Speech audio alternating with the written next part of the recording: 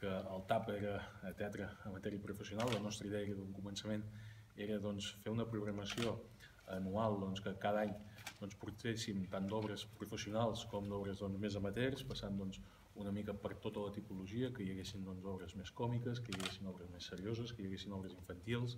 que hi hagués dansa també, i aquí nosaltres hem de dir que ho hem anat mantinguent i que any rere any sí que hem notat que la gent cada vegada més respon millor en aquesta proposta de teatre que vam començar ara ja fa 4 anys, i que per tant això ens reforça amb la idea de continuar un any més. I aquest any el que veureu és aquesta idea de reforçar aquestes dues obres més professional i amateur, fent que amb l'entrada de la professional també hi vagi l'obra amateur, i que per tant les persones que vulguin venir els 2 dies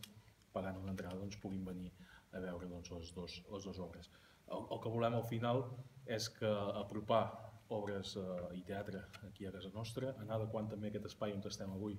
que és la sala polivalent, que al final també s'ha vingut utilitzant per fer tot tipus d'espectacles culturals, però que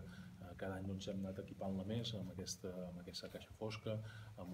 totes aquestes cortines, que això també és tot nou, i que per tant una mica la idea era que aquest edifici que realment es va fer pensant que un altre dia hi poguessin fer obres de teatre i es pogués fer una programació més estable, cada vegada més anar dotant de continguts i que puguem fer-hi el màxim d'obres possibles.